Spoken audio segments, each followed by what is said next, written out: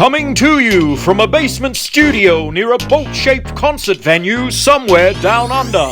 It's the 80s show with Australia's Retro Man. Now's the time for Sly, Arnie and Retro Man.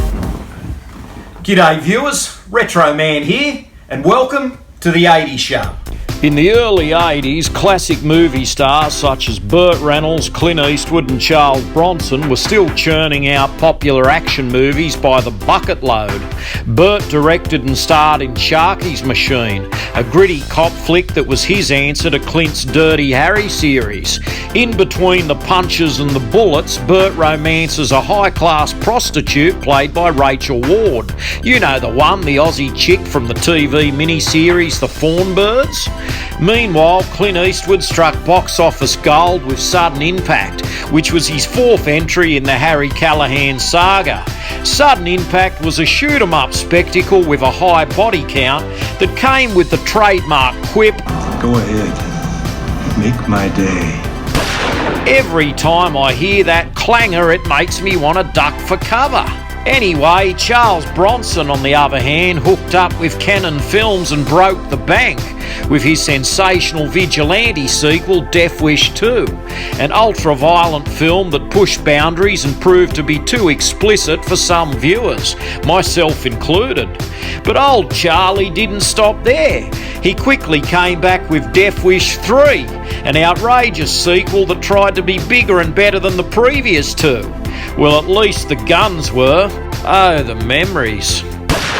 And what about the days when Sly put on the headband for Rambo 2, while Arnie busted out the heavy artillery in Commando just to rescue his daughter, who was held captive by a dapper Australian wearing a ridiculous mesh suit? I mean, come on! Who wears chainmail in a modern-day 80s action film? Bennett. Back in 1985, Stallone was kingpin while Arnie was hot on his heels. Rambo 2 was the film that everyone went to see. It was made for $25 million and turned over $300 million. So when I said that everyone went to see it, I really meant it. Even President Ronald Reagan was talking about it, profusely. As for Commando, this was Arnie's big chance to hit back at Sly, and he did a great job with that film, but on a budget of $9 million and a box office take of $58 million, Arnie was still chasing the Italian stallion. The amazing thing about Rambo 2 and Commando is that both films were directed by guys who wanted to highlight their middle names, without telling you exactly what they really were. Rambo 2 was directed by George P. Cosmatos, while Commando was directed by Mark L. Lester. What a mouthful! For the record, George's P is for Pan and Mark's L is for I don't know what.